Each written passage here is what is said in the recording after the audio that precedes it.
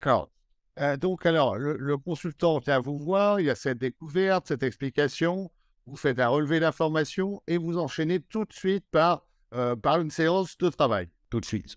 Mais il faut ce temps-là, c'est-à-dire qu'il me faut ces 3 heures pour pour rentrer en communication, pour avoir cette profondeur et pour pouvoir faire ce travail réellement de façon professionnelle.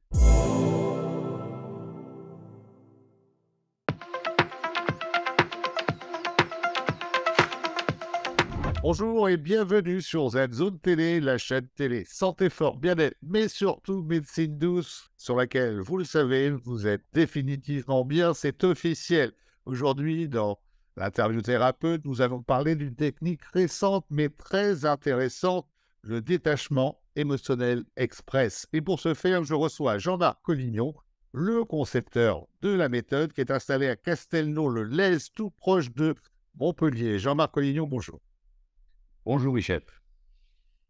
Jean-Marc, qu'est-ce que le détachement émotionnel express? Alors c'est une très bonne question. C'est plusieurs choses. C'est d'abord un chemin de conscience, première approche. Deuxième chose, je dirais, c'est une voie d'accès à notre humanité. Et en troisième point, c'est une thérapie de libération qui permet la libération des émotions, qui est à la pointe des nouvelles thérapies brèves, qui s'adressent un petit peu à tout le monde. Euh, donc, c'est trois approches un petit peu différentes de la même pratique pour la compréhension. D'abord, le chemin de conscience. Alors, je m'explique. Euh, il faut comprendre que ce qu'on est venu expérimenter, alors je reprends. Il faut comprendre que le sens de notre incarnation, c'est de faire des expériences. Et faire ces expériences, la plupart d'entre nous, on n'y arrive pas. C'est-à-dire qu'on fait la moitié de l'expérience. Je m'explique. La physique quantique nous apprend que tout est énergie. Et aujourd'hui, quand je fais une expérience, j'expérimente un schéma d'énergie. Ce schéma d'énergie, je vais vous donner un exemple. Si, par exemple, je expérimenter le courage, le courage, je ne peux le valider que par rapport au point de référence qui va être la lâcheté. S'il n'y a pas de lâcheté, il n'y a pas de courage. Donc, le schéma d'énergie que je viens expérimenter va s'appeler courage-lâcheté. C'est une pièce à deux faces. Si je refuse de vivre une partie de cette expérience, si je refuse au moi cette part de lâcheté que je ne peux pas voir en me concentrant uniquement sur le courage, je vais ne vivre que la moitié de ce schéma d'énergie que je vais donc refuser, donc refouler. Ce schéma d'énergie, il va être en permanence dans mon champ et il va me reproposer des situations que je vais devoir expérimenter jusqu'à ce que j'accepte l'intégralité du schéma d'énergie que je suis venu expérimenter. Alors, je ne sais pas si je suis clair, il faudra me dire, Michel, il ne faut pas hésiter à Non, me non, dire. mais je vous écoute avec attention, Jean-Marc. Voilà. Donc, ces schémas d'énergie, on est venu pour les expérimenter et on en refuse euh, en général la moitié parce que c'est désagréable, parce que ça ne correspond pas à notre vision de ce qui est bien ou de ce qui est mal. Alors qu'en réalité, il y a que deux choses. Il y a ce qui est conscientisé et ce qui ne l'est pas. Donc, en ça, le détachement émotionnel express est un chemin de conscience. C'est-à-dire qu'on va permettre, euh, en restant dans les lois de cette incarnation, c'est-à-dire ce qu'on est venu expérimenter, on va permettre aux personnes d'expérimenter les parts des schémas d'énergie qu'ils ont refusés. Donc, on va les accompagner dans ce processus. Contrairement à pas mal de pratiques, c'est un choix de conscience. C'est-à-dire que c'est la conscience qui va venir éclairer ce qui a été refoulé dans l'inconscient. On ne va pas demander à l'inconscient de réorganiser cet inconscient pour mieux être. On va accompagner le client, le patient, dans une démarche de conscientisation de ce qui a été refoulé dans l'inconscient pour que ça refasse partie de l'expérience. Ça, D'accord. c'est la... Oui. D'accord. Donc, on conscientise, c'est comme ça, oui, conscientise. En fait, les schémas endormis, les schémas, comment, Les schémas refoulés, c'est-à-dire que oui, quand, euh, quand, euh, quand on vit une expérience, on va tout de suite juger et, et, et séparer aux deux ce qu'on aime et ce qu'on n'aime pas, en quelque sorte. Et on va accepter ce qu'on aime et refuser ce qu'on n'aime pas. Et ce qu'on n'aime pas, c'est ce qui vient noircir notre âme, c'est ce qui vient remplir notre inconscience, c'est ce qu'on va refuser. Donc, le sens de notre incarnation, c'est de faire des expériences totalement en conscience et non pas de refuser une partie de cette expérience. Parce que tant qu'on refuse une partie de cette expérience, elle nous est reproposée en permanence. La deuxième chose dont je voudrais parler, c'est que c'est une voie d'accès à notre humanité, le détachement émotionnel express. Pourquoi? Parce que chaque fois qu'on pose un acte, on va le poser à partir d'une peur profonde. La peur de manquer, la peur d'être rejeté, la peur du regard des autres. Et chaque fois qu'on agit par peur, on n'agit pas à partir de notre humanité. En réalité, on est des préhumains et 99% de nos actes sont posés à partir de nos peurs profondes et jamais à partir de notre humanité. Donc, c'est une voie qui va nous permettre d'aller guérir les racines de nos peurs profondes pour enfin accéder à cette humanité et cette nouvelle humanité qu'on est en train de créer. Le troisième point, et je vais essayer d'aller vite quand même, c'est un outil de libération émotionnelle, c'est-à-dire chaque fois qu'on a une émotion aujourd'hui qui n'est pas dictée par un besoin de survie, les émotions de survie sont naturelles, mais chaque fois que ma vie n'est pas en danger, chaque émotion que j'ai par rapport à une situation, elle est erronée et elle vient d'un traumatisme qui n'a pas été digéré. Donc, ce qui nous intéresse, c'est de permettre à la personne de conserver son énergie vitale, puisque c'est son énergie vitale qui anime et qui alimente ses émotions, permettre de se libérer définitivement des émotions parasites qui n'ont pas lieu d'être dans le quotidien. Très bien, parfait. Donc, Jean-Marc Collignon, le détachement émotionnel express, c'est en fait la synthèse de plusieurs pratiques, plusieurs disciplines, plusieurs techniques éprouvées, connues, validées, lesquelles? Alors, c'est différentes approches. Il y a bien sûr les approches traditionnelles de psychiatres comme Alexander Lowen, John Pierrakos ou Dorank, qui étaient des disciples de Freud, ou Stan Grof, qui est un psychiatre tchèque qui a fait énormément pour la compréhension de ce qu'on expérimente aujourd'hui dans la matière, on va dire. Il y a les approches plus thérapeutiques, il y a la compréhension d'une approche qui est fondamentale, qui a été créée par un Français qui s'appelle Luc Nicton, qui a créé la méthode psychique, qui met à jour le processus sensoriel derrière l'émotion, et ça, c'est capital à comprendre quand on fait de la thérapie, c'est que derrière chaque émotion, il y a un processus sensoriel qui doit être vécu et digéré par le cerveau. Et puis, il y a surtout, on va dire, tout ce qu'on a appris à partir de l'EMDR du siècle dernier, c'est un petit peu l'ancêtre des nouvelles thérapies, c'est un peu la grand-mère des nouvelles thérapies brèves. On a bien le MDR, pour nos téléspectateurs, on vient faire un travail sur la rétine, avec le doigt essentiellement. Voilà, sur les mouvements oculaires. Et cette pratique nous a, alors, du siècle dernier, nous a beaucoup appris sur dans la neurothérapie et dans le fonctionnement du processus de digestion des informations traumatiques. La plasticité du cerveau, les neurosciences, bien sûr, tout ça est important pour comprendre et construire une pratique. Et le détachement émotionnel express, c'est un peu la synthèse de tout ça. Il y a beaucoup d'études scientifiques qui ont été faites sur le MDR, par exemple, par un neuroscientifique italien qui s'appelle Marco Pagani. Il y a... ça évolue en permanence, mais on essaye de faire la synthèse un petit peu de toutes ces nouvelles approches et de toutes ces nouvelles compréhensions. Parlez-nous de la neurothérapie. C'est-à-dire, qu'est-ce que la neurothérapie? Qu'est-ce que la neurothérapie? La neurothérapie, c'est une pratique qui va tenir compte de la neurophysiologie, c'est-à-dire des interactions des structures cérébrales pour permettre de digérer les traumatismes. Le processus est bien connu et depuis, je parlais de l'EMDR tout à l'heure, depuis l'EMDR, on a compris que il fallait digérer les émotions et la racine des émotions. La neurothérapie, c'est quoi? Il faut comprendre d'abord que à la conception, quand l'enfant se garde, c'est une boule d'amour qui se garde et cet enfant, il va dans son développement, entre la conception et la naissance, va vivre des expériences. Et les expériences traumatiques, les expériences qui vont être douloureuses, elles vont être imprimées dans le corps physique. En début de gestation, il y a des processus de perte de jumeaux, monomyotiques, amniotiques, enfin avec des processus sensoriels particuliers. Le processus de naissance est quelque chose aussi de très important. Et en quelque sorte, à sa première respiration ou à notre première respiration, on va activer ce bagage d'âme qu'on a construit entre la conception et la naissance. À chaque empreinte sensorielle traumatique, c'est construit une croyance profonde. On va voir un petit peu plus tard comment ça, si on a le temps, comment ça fonctionne.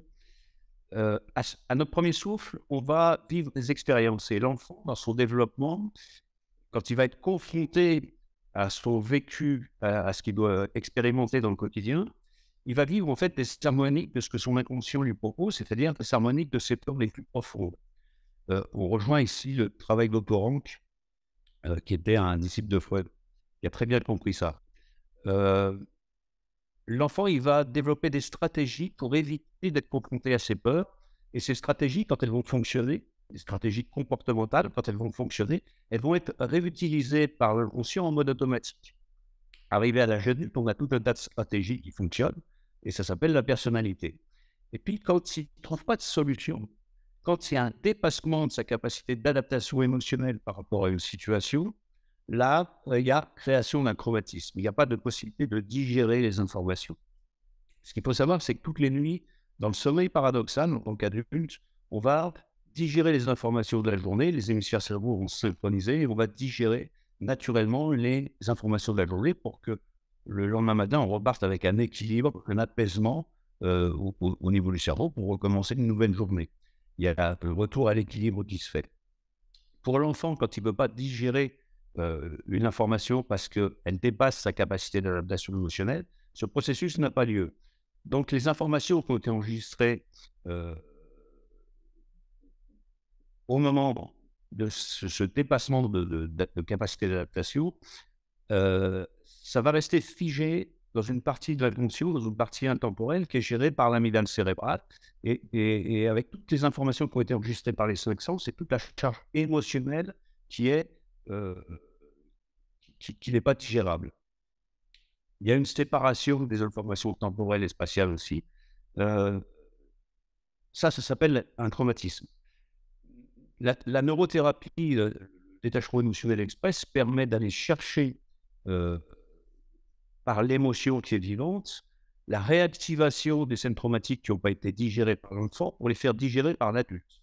Ce qu'on va faire, c'est reproduire naturellement ce qui se passe dans la nuit, dans le travail de digestion des informations, dans le sommeil paradoxal, pour permettre au conscient, donc justement, d'avoir accès à ce qui a été refoulé dans l'inconscient et remettre en face toutes les informations pour permettre une digestion dans la mémoire à long terme, sans résonance émotionnelle. C'est le sens de la neurothérapie. Y a-t-il eu des expériences, des études scientifiques validant le détachement émotionnel express ou c'est en cours ou à venir? Bon, pour l'instant, les études scientifiques, elles ont été faites sur le MDR essentiellement par les neuroscientifiques. Et là, effectivement, on a beaucoup d'études qui ont été faites. Je parlais tout à l'heure de Marco Pagani, c'en est c'est un neuroscientifique italien qui a déjà apporté beaucoup sur la compréhension du travail de digestion des informations traumatiques. Quelle problématique cette technique est-elle préconisée et recommandée? Chaque fois qu'il y a une émotion négative qui est vécue au quotidien, au présent, chaque fois que la première approche, c'est ça, c'est l'accompagnement dans la digestion des émotions négatives, les séparations, les deuils, Les traumatismes. traumatiques, tout ce qui a, tout ce qui amène une perturbation émotionnelle, que ce soit par anticipation, les peurs, que ce soit dans le passé, les pertes, les deuils, les séparations. Et il y a, à partir du moment où il y a une entrée émotionnelle, il y a 100% de réussite. Après, ça peut être intéressant dans l'accompagnement des pathologies pour la partie psycho-émotionnelle. Pour quelqu'un qui a une maladie, pour quelqu'un qui a... il y a d'autres aspects du détachement qui peuvent permettre de traiter l'émotion. L'idée, c'est vraiment de traiter l'émotion et de permettre une digestion à la racine. Bien entendu, ce qui nous intéresse par rapport à d'autres thérapies, c'est d'accéder à la mémoire avant l'apparition de la mémoire consciente, puisque c'est là que tout se joue. C'est avant qu'on ait pu avoir le souvenir de nos traumatismes. Donc l'inconscient a cette intelligence, quand on part par exemple d'une émotion vécue au présent, de donner à la réelle formation du cerveau de l'adulte des mémoires périnatales et des mémoires qui sont très anciennes, avant l'apparition de la mémoire consciente, puisque ce ne sont que des harmoniques en fait de ces processus. Quel âge ont vos plus jeunes consultants? Alors, on ne prend pas les patients avant 21 ans. Il faut que le patient soit adulte et qu'il choisisse de savoir ce dont il veut se libérer. Pourquoi? Parce que un enfant, il est en cours de construction et il n'y a aucune raison pour qu'il puisse digérer quelque chose en tant qu'enfant qu'il n'a pas pu digérer quelques années avant. Son cerveau n'est toujours pas construit. Donc ça, c'est la première des raisons qui fait qu'on ne travaille jamais avec les enfants, parce qu'il va falloir conscientiser le traumatisme et l'idée, c'est pas de les perturber plus que ce qu'ils n'étaient avant. D'accord. Alors, comment se déroule une thérapie? Quelle est la durée, le nombre de séances, la durée d'une séance également? Alors une séance, ça dure 3 heures environ, surtout la première. Il y a, d'abord un code d'écriture, parce que moi j'ai besoin de savoir ce que votre inconscient dit et pas ce que votre conscient sait. Ce qui est important, c'est pas ce que je pense, c'est ce que je ressens. Donc, c'est l'inconscient va délivrer des informations. Donc il y a une petite partie d'écriture. Après, il y a, un moment d'investigation où on va échanger.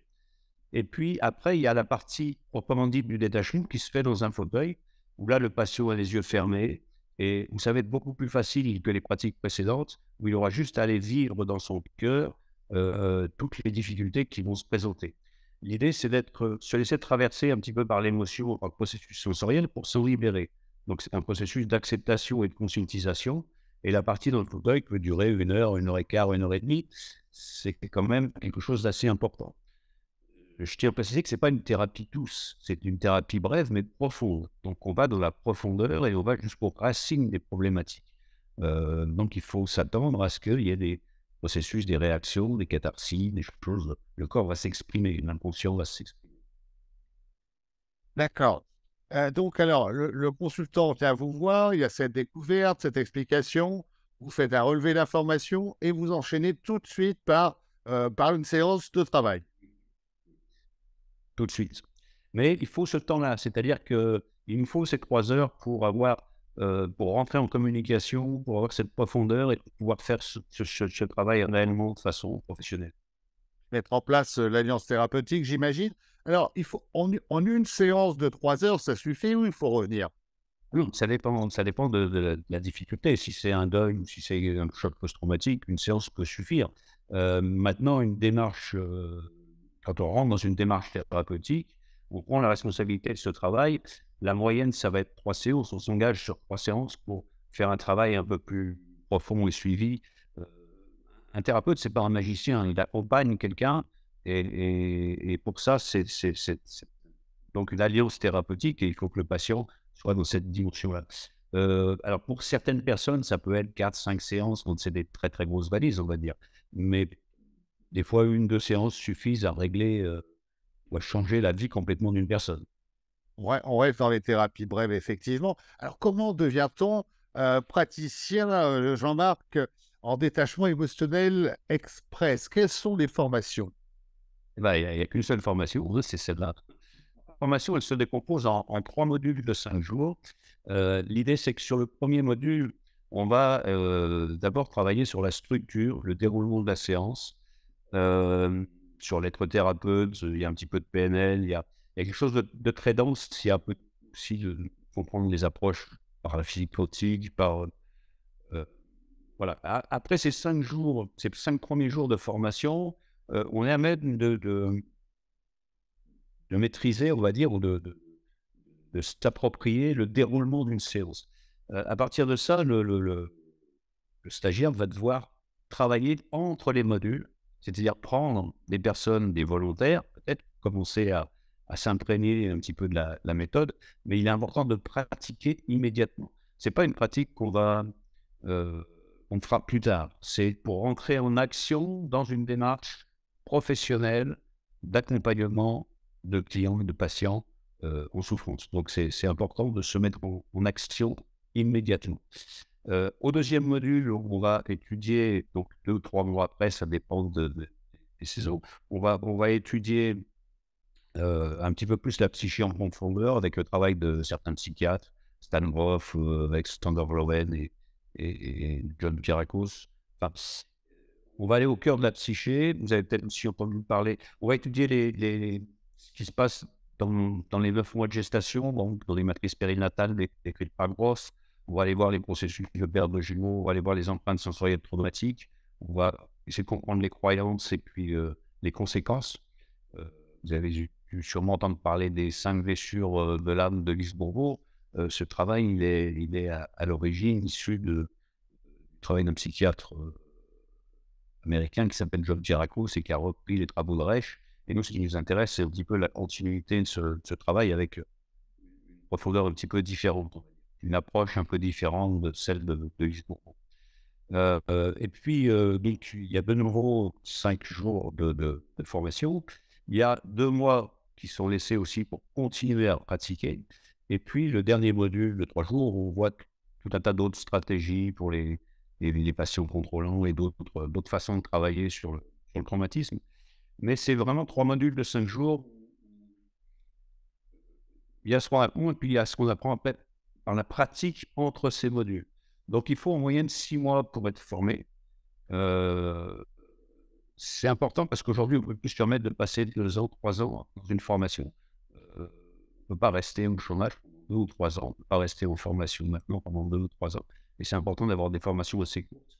Mais ça suppose qu'on se mette en action immédiatement. Voilà.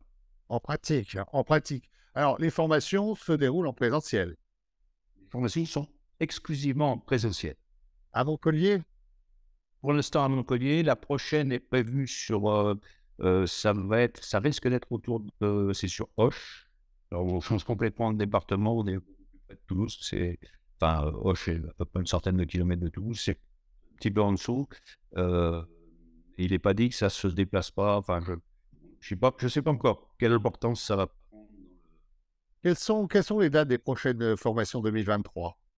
Alors, en 2023, la prochaine qui est programmée, donc il y en a une qui est en cours, et la prochaine qui est programmée sera au mois de juin. C'est sur le site de-express.fr. Donc, il y a les dates et il faut me contacter pour avoir un peu plus de précision sur les lieux. Il y a pas mal d'infos sur le site Détachement Émotionnel Express. Voilà, de-express au singulier.fr. Alors, cette formation, elle est sanctionnée comment? Alors, elle est sanctionnée par une certification. Bon, c'est pas un diplôme, c'est une certification.